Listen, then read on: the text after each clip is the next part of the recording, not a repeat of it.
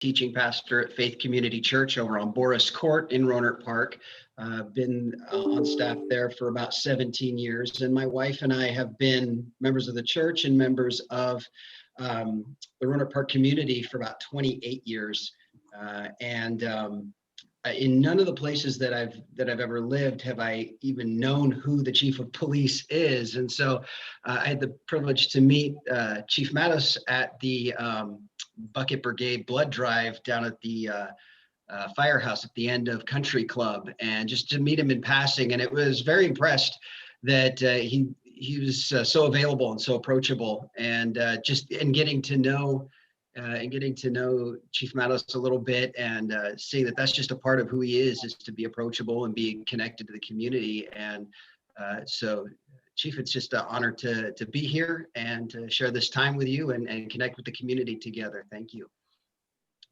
Thank you. I'm looking forward to it. I like I said a couple of weeks ago, these are some of the favorite things I do now, is get to talk to the community. And with COVID, it makes it a little bit difficult, but this is the next best thing. So I'm looking forward to this evening. Yeah, it'll be exciting to see how it develops too, as things let up a little bit and we see a little bit more normal. A little more face to face, and who knows what comes of it, right? National syndication, maybe. I think, I tell you, my mother always told me I had a face for radio, and I believe it. I'm not sure how this is going, but we'll see. Hey, well, we're getting some people tuning in. I already see comments, so it's awesome. How about we get started?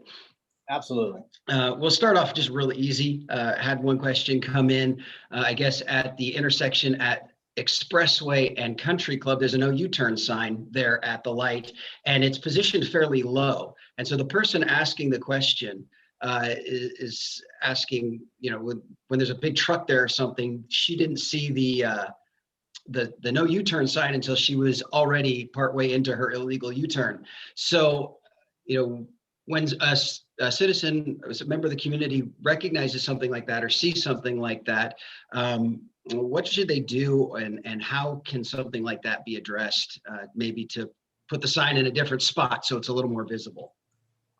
Yeah, so that's a good question. So there's several ways. One, you can always call us.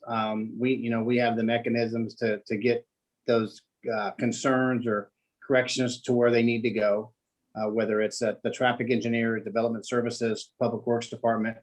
But the city's worked really hard also to give the community a way to just speak directly to the issues and get them directly to the departments where they need to go. So, on the website, if you go into public works, I think it's Reach Rohnert Park, and you can type in what you're seeing or what you'd like to have looked at, or if there's a correction that needs to be made. And it'll get to that department. The other thing you can do is, if you have a mobile phone, you can go to your app store, and it's called Go Reach, and you can download the Go Reach let me see, Go Reach app.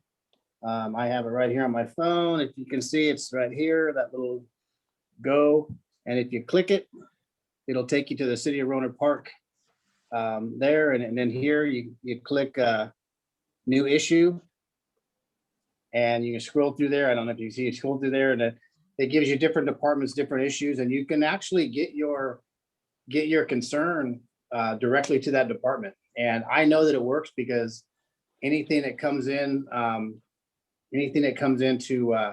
that app, someone is looking at it, and then they send it to the direct department. So I get them if they concern public safety all the time. So I know it's a really good way to stay connected and get your concerns answered. But if you're like me and you like to do things face to face, or you like to talk to somebody, you can always just call us, and we will ensure to get it there. The other thing is that we actually depend on our community to help us with some of those issues. Sometimes we don't see things because we're not in an area. We don't, a large trucks will often hit our stop signs or hit signs, and they can knock them down or bend them. And if you see that, let us know so we can get those up and get them fixed and get them corrected. The U-turn sign's an interesting situation. Perhaps it just needs to be elevated a little bit so you people can see it, because if it's a no U-turn, it must be a dangerous area to make a U-turn. So we'd like to get that fixed. Yeah, so the Go Request app, is that what it's called? Go Request, or was it Go Reach?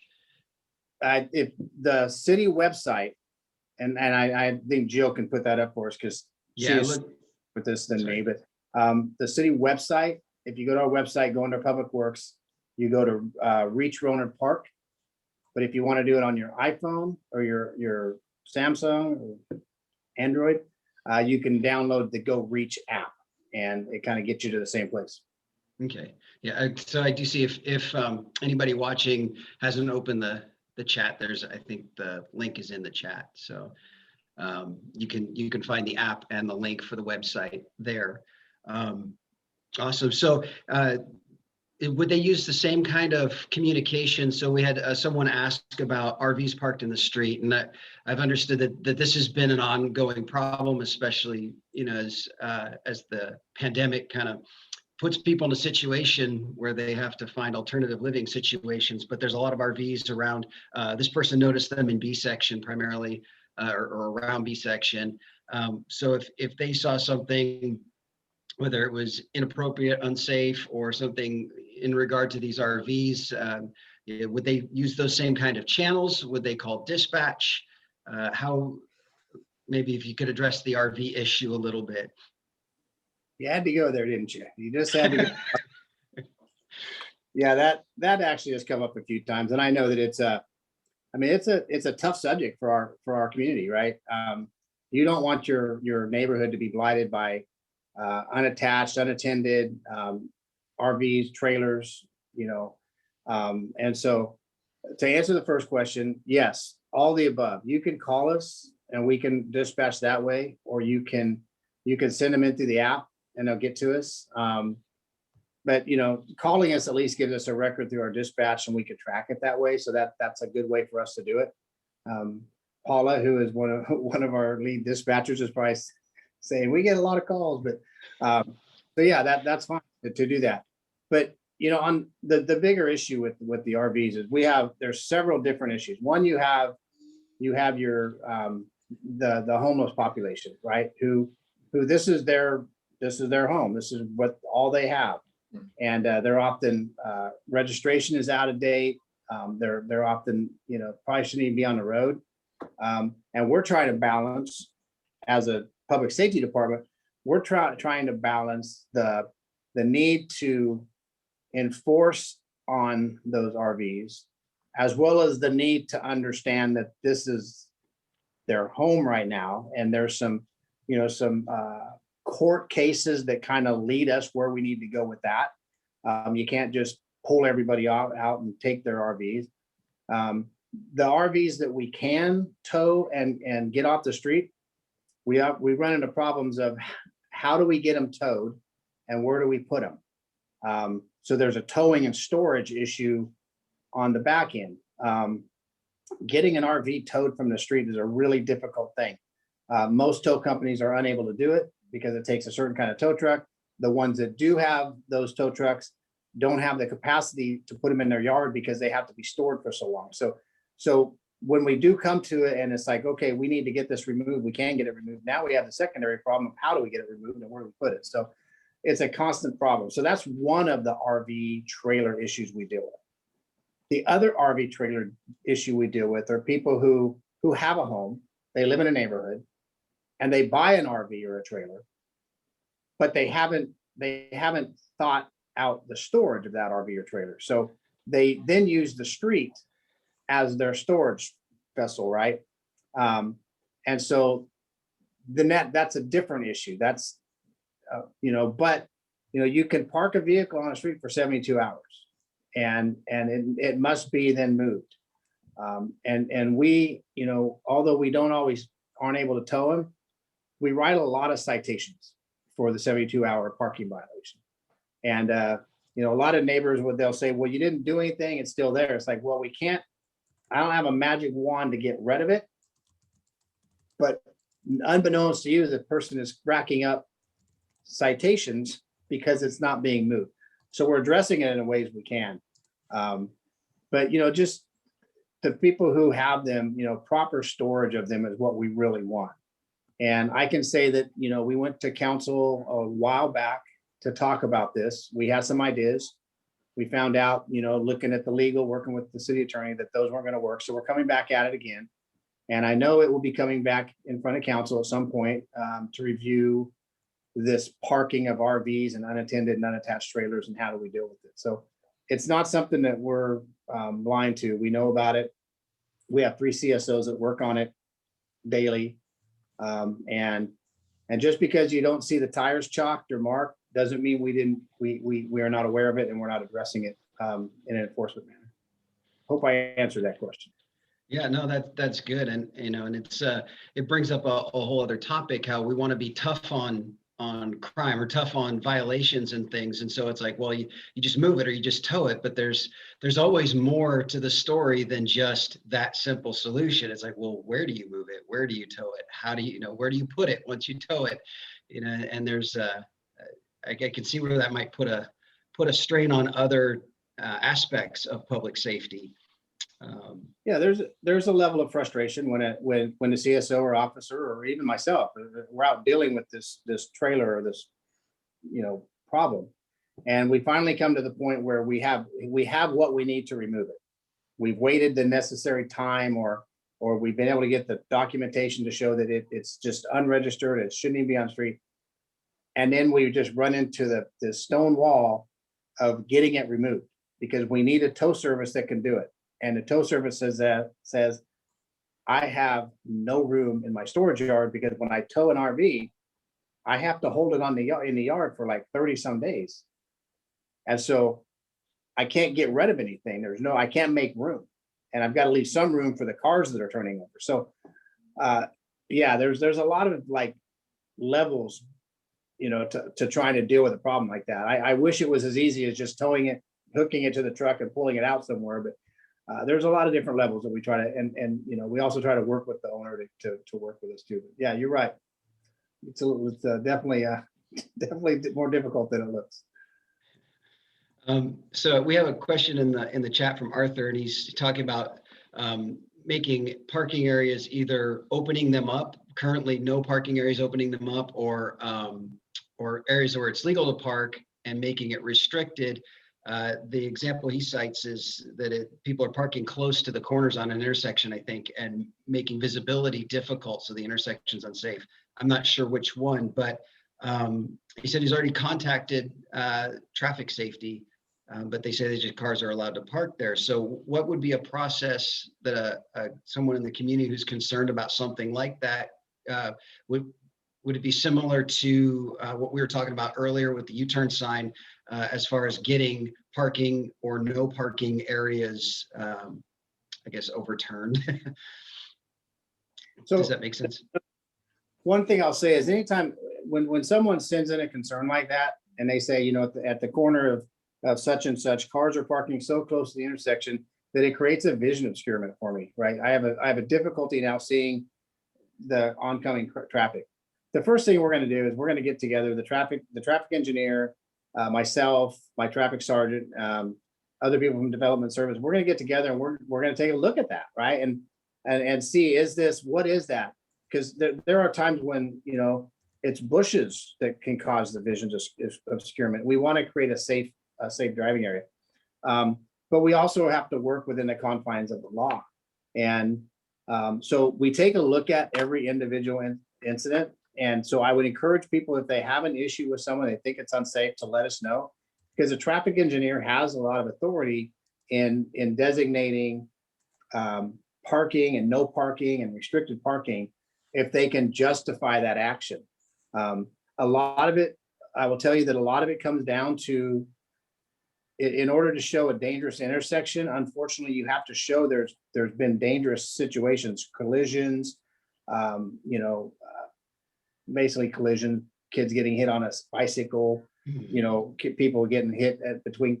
So it's unfortunate that that's what it takes, but in order to restrict public right of way, you have to be able to show it's a danger. But if someone says, I feel this is dangerous, and we can do research, and we say, well, over the last, 4 years, we've had this many incidents. sometimes we can work on addressing those. But Arthur's right. It does, when cars park close to the corner, it does create an issue. There is a vehicle code, one of our vehicle codes that we refer to in parking, that says your tires can't be more than, I think it's 16 inches from the curb, 12 inches from the curb. I'd have to review. So the further you park up on a corner, when that corner starts to turn, you're limited there. So there is something that prevents you from parking right on the corner that we can use, but we can't always address those that are parked right, and creating that vision stream, especially if it's a van or something. So let us know. Yeah. So another question, kind of more in regards to crime. There seems to be, at least I'm hearing more and more stories about what's come to be known as porch pirates, people taking things off of people's front porch. Very recently, more and more stories about people having their catalytic converters stolen. And I know there's a lot of people who are very concerned about that. What do you do? And if someone sneaks in and snags this stuff? So what are some things to do maybe for if you see suspicious activity or something like that has happened? I don't know if you want to speak to some of those issues that seem to be coming up. Yeah, absolutely. And I just remembered that Paula sent me an email earlier and told me to talk slower, smaller sentences, and take breaks. So Paula, I'm sorry, I just get excited and start going. I will try to be mindful of that. So the first thing is I always tell people, your neighborhood better than we know your neighborhood. You know what's suspicious in your neighborhood. You know who kind of belongs in your neighborhood. And first, you should be looking out for your neighbors. But if you see something in your neighborhood that doesn't look right, I always say, if you your spidey senses, right, the hair in the back of your neck, just something's telling you, call us. Seriously, call us. We are there. And we got into a discussion today about the old saying, hey, we're here 24/7, 365. Well, unless that some people may think that's the locker combination for something. So what I want to say is we're here 24 hours a day. We're here all day, every minute of the day. We're here every day of the week. We never miss a day. And we're here every day of the year, right? So we are here to take your calls. And if you see something that doesn't look right, or you see something that just happened, you need to call us. That's what we're here for. Let us go out there and investigate it. Let us go out there and look into it. Because we would rather get out there for something that's not wrong, right? We went out there and there's really nothing wrong, than not know it and then have to come out later and walk you through and help you get over losing valuable, property or something bad happening. So just give us a call. Really, you are not bothering us. This is what we do. And then just to kind of lead into your question about the porch pirates and the thefts, I think you said catalytic converters. Did you mention that? Yeah. Yeah. We talked about it a while back. In order for a crime to be committed, there's two things that you have to have, right? You have to have intent from the person who wants to commit the crime, right? If they need to intend to do it, I can't always address that. The other was you need opportunity, and that is where we got to address it. We've got to remove the opportunity. If you are getting a package from Amazon or UPS or FedEx, there are so many things you can do. If you're going to be working, talk to your boss, see if you can have it delivered to work. If not, talk to your neighbors, talk to someone you trust, a family member, so it can be delivered there when they're home. If not, I know Amazon's putting up lockers that you can have things delivered to. Think of a different way to get those delivered so they're not sitting on the porch, because I'm telling you, these porch pirates cannot resist taking them. And their job, when you wake up in the morning and you go to your job, they wake up in the morning and they go to their job, and their job is to drive around the neighborhoods and look for packages on the porches. That's their job. 8 hours a day, 5 days a week. They don't even take a lunch break, right? So we got to remove that opportunity. Find a different way to get your package, but get it safely. And then I don't know if you want to talk about the catalytic converters, but We'll get there, but I was just thinking as you're talking, it's like some people might be thinking, oh, but to go to a locker to pick up my Amazon or to arrange for this or that, what an inconvenience. But it's a whole lot less convenient to not get your stuff at all and have no real recourse. So I don't taking know the if extra precautions are definitely good. exactly. I don't know if I saw the story this morning before I came in or when I went home for lunch on Channel 2, but they talked about a person who it showed the person going up and stealing the package and leaving. And then the story was that the person, the man had the engagement ring delivered. That was the engagement ring in the package. Oh my gosh. So he lost the engagement ring and then had to explain to his soon-to-be fiance that I was going to propose to you, but the wedding ring got stolen from the front porch, right? You should have seen this diamond. It was huge, but it got stolen. I'm sorry. I mean, that's an inconvenience. An inconvenience isn't running next, to your neighbors or across town to your parents or, what to get the package because you'll have it. And I know Amazon's doing things now that if you have a garage, you give them a combination. You got to trust somebody. I don't trust the people driving around looking for the packages. So I would trust Amazon to be able to open my garage and put the package in there and leave. But yeah, we got to take away the opportunity. That's how we're going to address it. Yeah, a related question had come in. Does the department utilize internet sites like Nextdoor to kind of monitor criminal or suspicious activity in the area at all? So Nextdoor, when Nextdoor came out years ago, it came out on the premise of it was going to be a partnership between law enforcement and the community. And it launched, and law enforcement really helped get Nextdoor out into the community, and we were part of it. And Jill is my Nextdoor expert, but so if I'm going astray, pull me back in, Jill. But what we found is that once Nextdoor kind of got its foothold in the communities and in the neighborhoods, for privacy reasons, they pulled out law enforcement's ability to monitor those groups now, right? Because they really wanted neighbors to be able to talk openly and freely to neighbors and about issues, right? So I don't have direct access to all the, you have to be invited in for one thing. So we can't really monitor what the neighborhoods are saying. If they want to send us something or let us know, they can, but we don't have a system where I can say, hey, can you go into the B section next door and see if there's any issues going on in there. So it's different than it was when it came out. Law enforcement was a big part of Nextdoor when it started. We're very little, right? And I know that there are some agencies who try to come into Nextdoor neighborhoods as the police, will you let us in? And we may be in a few of them, but we don't just overall have access to all the Nextdoors. Jill, do you have anything to add on that?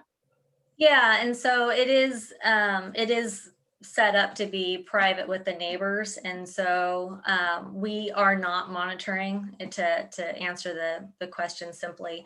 And so we push out to Nextdoor, but then if someone wanted to comment back to us on what we pushed out, we respond to that, or we'll respond to questions that are put on Nextdoor to us.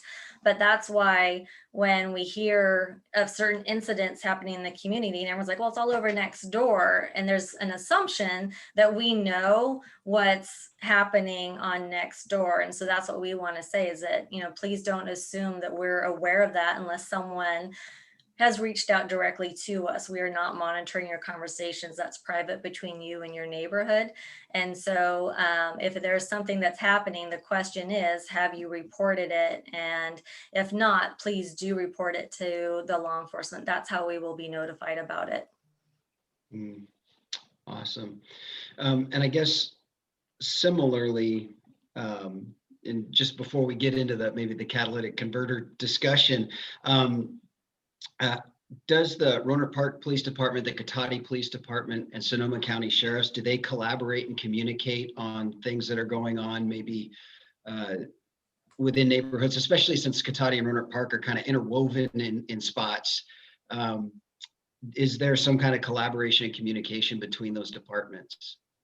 So we have a very strong working relationship with the Catalytic Police Department and SSU, because just boundaries, right? We, like you say, we're just interwoven. You know, SSU is right in the middle of us, and Katati, the streets go around Katati. So myself and the chiefs from those two organizations are always in communication, as are our department. We've worked many cases together. In fact, the last couple homicides that Katati experienced, we assisted with the crime scene investigation, as well as we've done that at SSU. We have a very good partnership. We also have some grants that we work together. We worked some alcohol grants together. When the crawl was going on, we teamed up with Katati a lot to help them with the crawl. So, and yes, so communication back and forth between these three agencies is continually open. As far as countywide, we have great relationship with Sonoma County Sheriffs, Petaluma, Santa Rosa. We have a system that it's a kind of a track system. It's called Alert, that we put out information all the time. We receive information from all of our adjoining agencies anytime there's any kind of criminal activity or a crime being committed. And then we also have our detectives work together with all of those agencies. We have task force together, one of which is the catalytic converter issue right now that we'll get into. But we have, there's more than just Rohnert Park. We've all dedicated people to this issue and are working together countywide to try to address it. So, we know when something happens in Santa Rosa or Katati or Petaluma, we know about it because we have people working together with those agencies. Yeah, we don't work in a bubble or a silo. We definitely work with all of our adjoining agencies. That's awesome. And so let's get into that catalytic converter thing. I know it's not new and it's been going on, but it just seems like we're hearing maybe more about it. And I know, like, my neighbor 3 doors down from me just had theirs taken off of their Honda van, right in their driveway.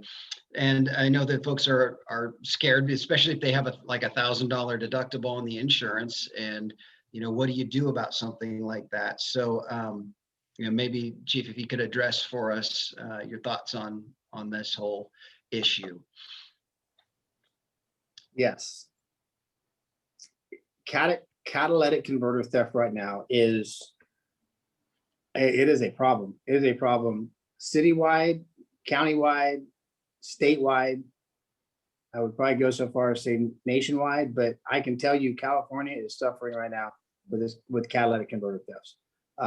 There is a value to them right now that makes that the value is worth more than getting caught, for one thing. And the system, and I'm just going to touch on it, and I am going to bring, as I said, we've kind of put together a team, a task force right now to work on this. Rohnert Park Department of Public Safety has dedicated some staffing to it, as has some other agencies. And Jill is part of that group. She is the brains behind that group, trying to, collect all the information and figuring out, the patterns. But she's definitely becoming an expert on catalytic converter thefts. But I mean, it's a big problem. It's a big system too. These aren't amateurs going out there and doing this. These are professional groups who are coming in and taking these catalytic converters and getting them out of here to somewhere, right? And there's a value to it. On top of that, there's not a lot of risk, right? It's not a violent crime.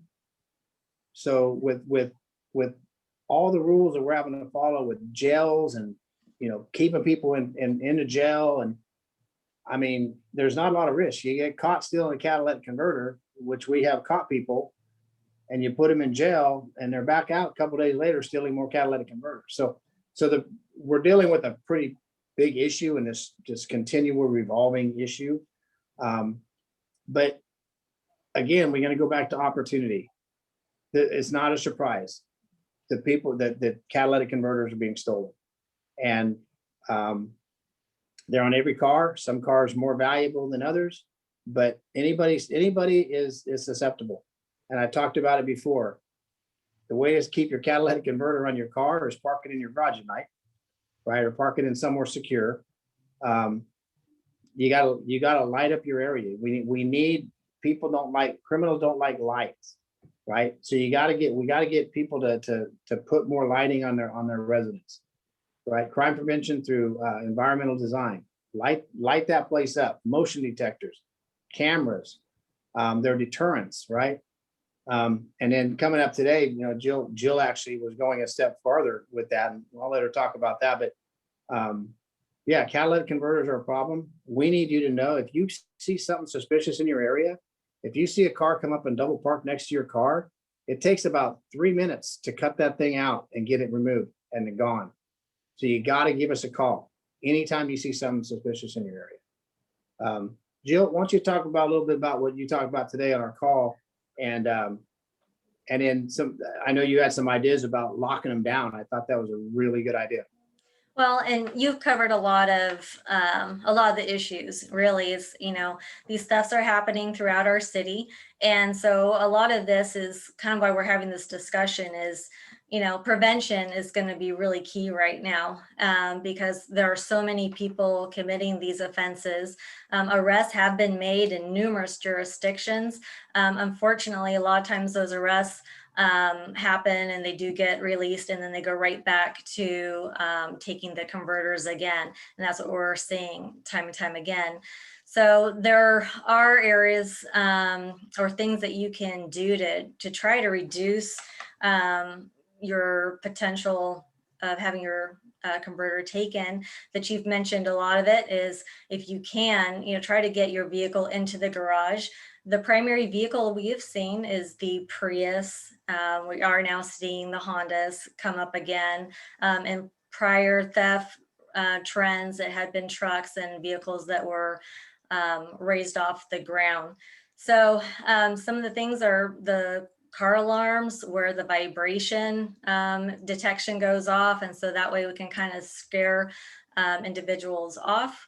And if you have any type of surveillance camera on your home or anything like that, if you can get your vehicle in the view with your camera to capture anything that's happening to your vehicle, and then get us that footage, that'll help us hopefully identify some of these folks that are coming into our city and into our neighboring jurisdictions. Because like what the chief was saying, it's not just Rohnert Park, it's all the jurisdictions around us. And so we all kind of need to work together as a community to deter. There are some other deterrents you can put on the converter. There's some things called cages that can get welded on that will help slow the theft. So some folks are doing that. And so we're just recommending that you do what you can to try to secure your vehicle, have it well lit, capture anything on any video if you can, and then work with your neighbors. We are seeing where if there are a lot of cars in driveways, that multiple cars will get targeted. They'll just go down the line. So if you don't have this type of vehicle, but your neighbor does, reach out to your neighbor, maybe let them know. So that way we can spread the word and try to get everybody working together. Because if they're coming into your neighborhood, we really want to make sure that everyone's working together to identify these these folks coming into the neighborhoods, taking these converters. We've also seen where we've had victims, and this is not only information we gather from our city, but others, where there have been victim of a catalytic converter theft, and then 3 weeks later, they're victimized again. Mm-hmm. Because these thieves, a lot of the people who have been arrested by the different agencies, they're not from here, they're coming in here, right? They're driving, leaving their communities, and they're driving into these communities and pillaging our cars and then leaving. They know that if they stole one on Boris Court, right, that person is going to get that car repaired. And in 3 weeks, they're going to come back to see if that car's still out in the driveway. They've got another shot at another converter. So, we don't want to give them multiple shots either. So just thinking about, that's a very valuable piece under my car now. I don't know where the value lies. I know value lies in the metal. And we talked earlier about the Prius being some high dollar metal for whatever reason. And so, you just gotta figure out ways to protect it. And I know not everybody can put it in their garage. So then figure out another way to light that thing up and get some cameras on it. And talk to your neighbors about looking out for each other. So one of the questions that came in through the chat was, since public safety is not able to monitor next door, he asked, what is the best way to bring something to public safety's attention? So would that be the Go Reach app that we talked about earlier? Would that be calling dispatch, going through the website, reporting maybe suspicious activity or something of that nature? What is the best way to go about and do that? If there's something going on, you need to call our dispatch center. I mean, that's it. Just call dispatch. They are the professionals. They know the questions to ask. They will get help on the way immediately. They're the best starting point for any problem that you're seeing at the time. If the discussion on next door is, did you see that stop sign? And one of the bolts came out of the top and probably needs to be fixed. That's a great thing for the Go Reach app or the website.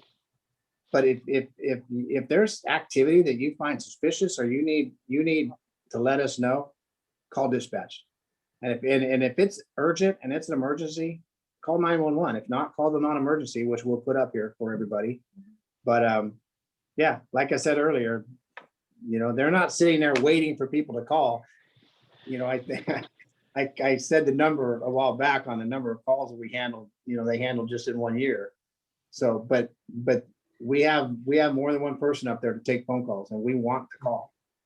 So we want to be able to get that there and respond. Yeah.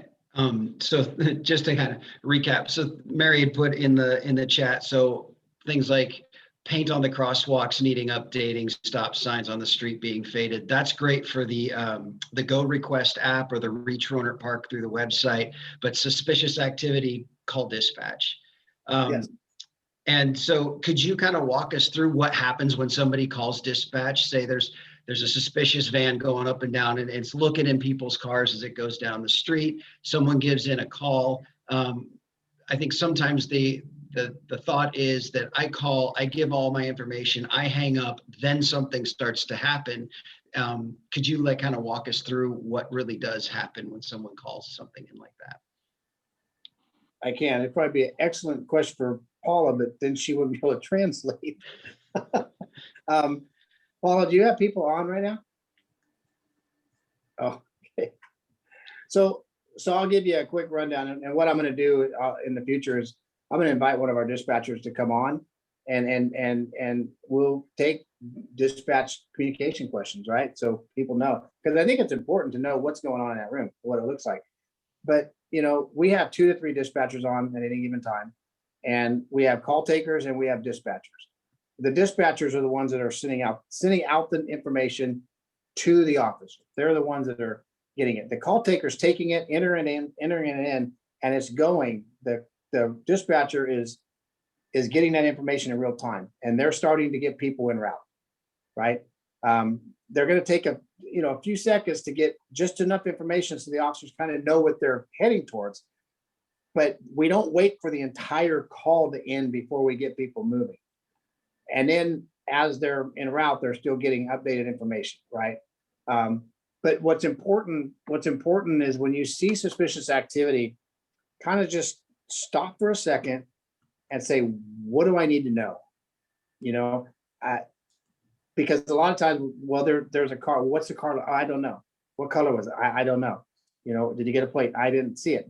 And you're not always going to get a plate, but if you can think, oh, it's a white van and it's heading towards this street and there's two people in it, the more information you can get helps us. And those are the questions that they are going to be asking you. The call taker is going to be trying to solicit information from you. I never want someone to try to put themselves in harm's way to get information. Don't chase a car down the street thinking I've got to get the license number. But if you have a chance to get it, get it. Photo, take a photo. I mean, most people I know, their phone is attached to them some way. So take a quick photo. That's helpful. You can look at it as the dispatcher's talking. But just take a quick deep breath, calm, and think about as much information as you can, because the dispatcher is going to want that. And don't hang up on the dispatcher until she says, okay, I'm going to let you go now. Or, because a lot of people will call and they'll hang up and the dispatcher still has more questions. Now we've got to call back. And then also understand that when you call the dispatcher, they are trying to get information. They are professionals at getting that information. And so if they seem like they're being short or curt, it's because they know what information they need and they're trying to focus you in on that information. So just really listen to them, answer their questions, and understand that now you're in the best place you can. You have a dispatcher on the phone, take that deep breath, because you're in the best place you can be. There's no one else going to be able to get information and relay it to the responding officers like a dispatcher. Awesome. How do I do, Paula?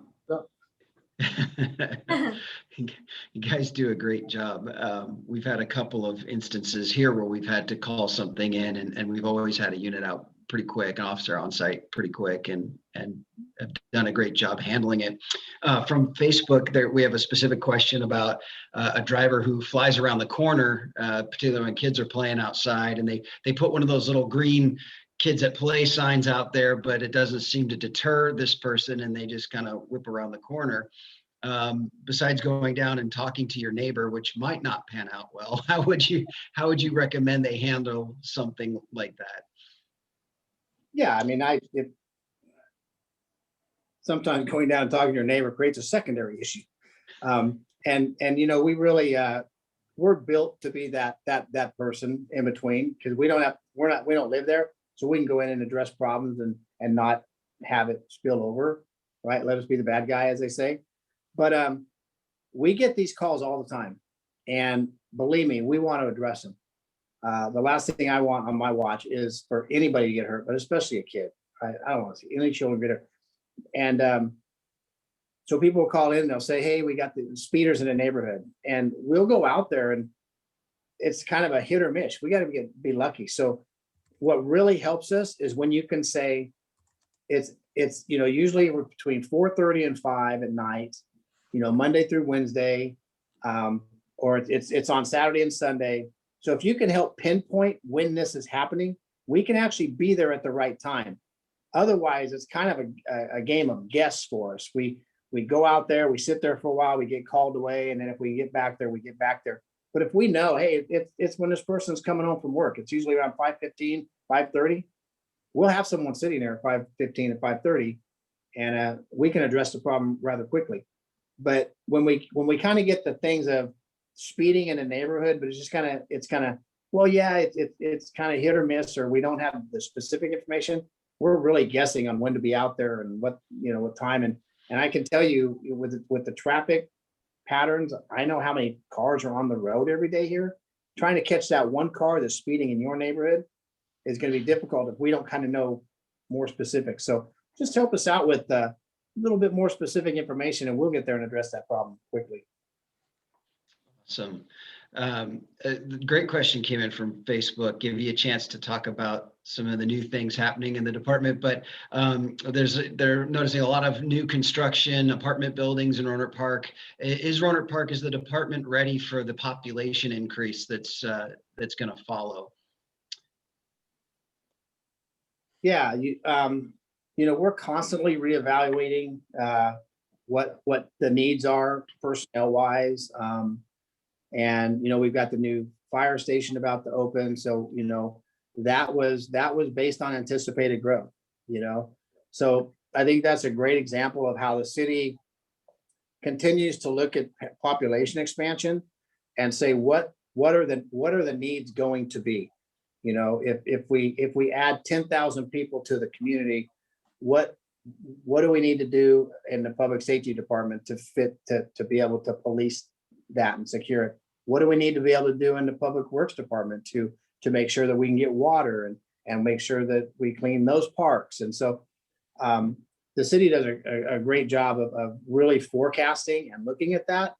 You know, we right now we do a yearly budget, which allows us to kind of address everything on a yearly basis and project that growth. So, yeah, I mean, I don't know a chief who would ever say, I don't want more people. But, you know, I feel confident that, you know, right now we're in a really good place. And we are addressing the needs of the future as we grow. So, yeah, so you can rest assured that the city is always looking at that and wanting to make sure that we're going to have the right infrastructure in place to take care of the city as it grows. Awesome.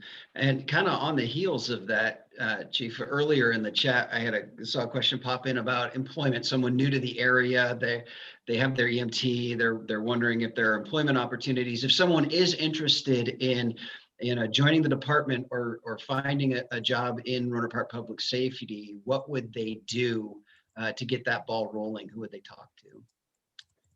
So to answer that question right now, we just put a big sign up on the 101 freeway about our recruiting efforts and what we're doing there. So this is a perfect question for this person. That's perfect time. We're revamping our recruitment efforts, kind of how we do it. And yeah, I would say the first step would go on the website, and you know, we're always opening recruitments for public safety officers. People can always call me. In fact, I'm getting a text from a young man who called me 3 months ago and wanted to know how to get in the process. And he's now made it so far. He was letting me know that he just got his notice for his interview for our agency. So I'm never too busy for someone to call me and say, hey, what do I need to do? We'll walk them through it. I've got great command staff who can do it. We can't do ride-alongs right now, unfortunately, until COVID's done. But anybody in this department would be happy to walk somebody through and get them engaged in the steps, and that includes me. So, but yeah, go on the website and you can, if it's open, you can apply right there I believe it's under the Human Resources tab. Awesome. Is there an age requirement, Tim, for applying for the department? Because I would love to work for you. So I won't ask you how old you are. No. So 21, you gotta be at least 21 years old. And then it's like up to 182, I think you can apply, right? Okay. So there is a bottom, 21, but there is no top age. Look at me. I mean, oh wait. I fall right in the middle then. I'm right in the middle. We did have someone wanted to let you know that, oh, go ahead, Tim. You know, the requirement to work here is that you have outstanding character and ethics and good moral values. That's the requirement to work here. Age, 21 or older. Awesome. Well, and all the officers that I've had the privilege to meet, fit that criteria. And it kind of, to echo that, someone from Facebook is just saying, wants to let you know that they think you're doing a great job with all the trailers and trying to manage that situation out at Burlington and Walmart, where you get a lot of those things congregating. Keeping the traffic lights along golf course synced, they mentioned, and all throughout. Rohnert Park's a very well-run city. So to you, Chief, and to all of the folks who keep the city going, there's they want to offer their thanks and congratulations on that. I did see that Jill posted the non-emergency number to report suspicious activity. That's in that chat section. It's 584-2600. So if anybody watching is wondering what number do you call, that's the one. There it is. And then one question just came up is, first of all, is there an ordinance regarding people leaving their garbage cans out on the street all week long? And is that something that the department enforces on any, well, there it is. Is that something that's enforced? That is a great question. The city I worked in prior did have an ordinance, and in fact, the trash cans couldn't even be in public view. I will certainly, if someone puts if that come into Facebook, or if someone puts their email address or gets it to us, I will research that. I do believe we do have an ordinance requires the trash cans to be taken off a certain minute, hours, or days once the trash is out. And I would have to check to see if there's an ordinance that says they have to be concealed or behind a fence. I don't know that one, if there is, that one's followed too well. A lot of that stuff, a lot of our code enforcement stuff, because there's so many calls for our code enforcement officers and my CSOs, it's pretty much a complaint driven process. They kind of, when they're doing vehicles, their job is abandoned vehicles and vehicle removal, but there's so many calls that people will see them drive by a trailer that's been there, right? And they drive by it and they go down and they do this one down there because they got a complaint that it's been there for over 72 hours. They probably don't know how long this one's been there because no one called on it. So if you see them driving by a trash can that's out or something, they're probably not stopping because they're going to a specific call, because the call volume on code enforcement is extremely high. So it's kind of a complaint driven process that we use there. But I will get an answer on whether those ordinances exist. And what I normally do is we just put them back out on our Facebook, kind of under somewhere in there. Jill, right? It's kind of how we do it. Put it out there. Yeah. I'm not the techie guy, so I kind of find out answers and I send them and they just miraculously appear places. That's how it works. So. You say things and it shows up on the internet. It shows up. Yes. So speaking of the internet, I have one that I don't know. This could be a hot water question. I don't know, but does the department leverage social media sites given the current climate of big tech kind of censoring posts and opinions? Is that dynamic affect you guys at all as you use social media? I don't imagine you address too many of those hot button topics. It's probably more just the facts of what's going on in our community. But is there any concern on the department's behalf of, in that regard to, how Facebook fact checkers and things tend to censor posts and opinions that don't seem to align with specific points of view? Well, what I will say is that we use our social media primarily to pass on information to the community. It's just one of the tools we use to get communication out there, because we know social media with certain demographics is what they use, right? If I want to get information to the students in SSU, I'm probably not going to put it in a newspaper. I'm probably going to put it in an Instagram post. So we know that social media is one way to get information out. We have some very specific policies in our department which prohibit anybody in this department from, during their while on duty or while in uniform or anything, from posting anything political or getting involved in that. So our social media is strictly an avenue for us to put information out about the department to our community.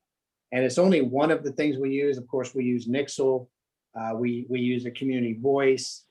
We use the Press Democrat when we have opportunity. And so we use some newsletters. So it's one of the ways, but we don't get with what's going on out in the world on social media. That's someone else's deal. We just strictly use it to try to get information out to the department. And I don't know how much longer we have, but one of the things you said earlier about was the sinking of the lights on golf course and that. And as much as I would love to take credit for that, we have an amazing development services department, and and an amazing traffic engineer over there who I remember when that issue came in, and she started working on it, and I mean, it got done quickly, right? So just to let everybody know, not only are we looking out to the future, but this city has great people working for it, and great people who want to progress the city and move it forward. So, you know, for those of you who live here in Rohnert Park, you're fortunate you have some really good people really trying to take care of the community and make it, you know, just the best place to live. Awesome. Awesome. Let's see. Yeah, so I think we covered the questions in the chat. So one question that for me that came up, because just clarification, I guess, on my part, you had mentioned as we were talking about the departments and how you guys work together, you work with Catalytic, Sonoma County Sheriffs, and Sonoma State. Is the Sonoma State Police, are they an actual police department, or are they like a campus security organization? Do you know how they're organized? I absolutely do.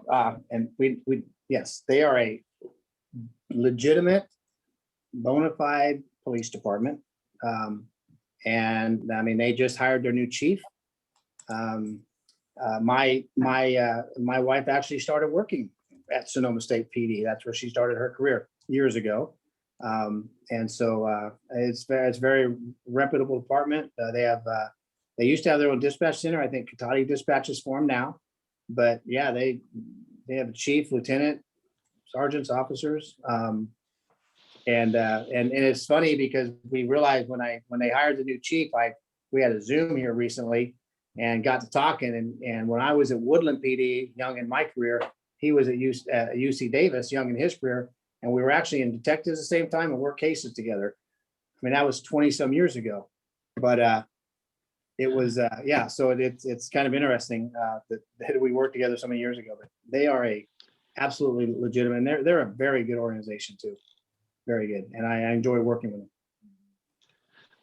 Awesome, that's great. And again, I just want to thank you for doing this and connecting with your community. It's a new experience for me, just getting to know you, and it's a really good experience to have a chief that wants to be so connected and offers himself to answer these questions live, you know, as there's things coming in, because there were a few things that we kind of talked about a little bit beforehand, just to get our bearing and figure out how this works.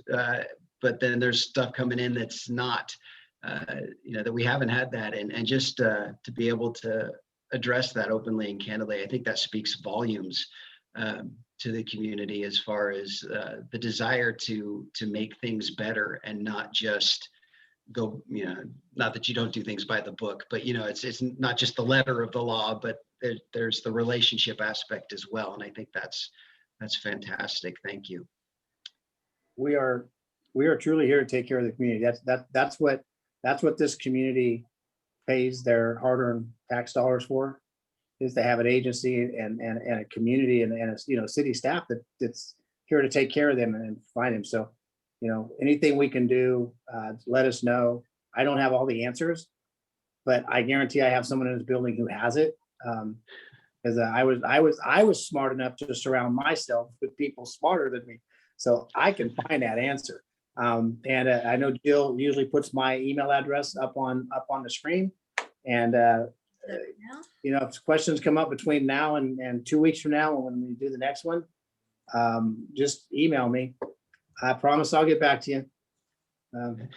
So I really appreciate it. Thank you for giving up an hour of your time to come in and be the host tonight. I really appreciate it. And it's been great getting to know you too, Michael.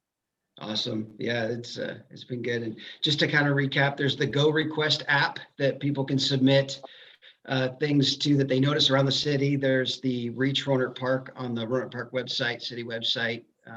They can do that. But for suspicious activity, there's that dispatch line. The number for that is in the chat. And, Again, thanks, Chief, and thank you, Jill, and thank you, Paula, for keeping up with us, because I wasn't watching my speed either, so I'm sitting here talking. So awesome. Thank you. Thank you very much. All right, Paula, Jill, Everyone. take care. Bye-bye. Good night, everyone. Good night.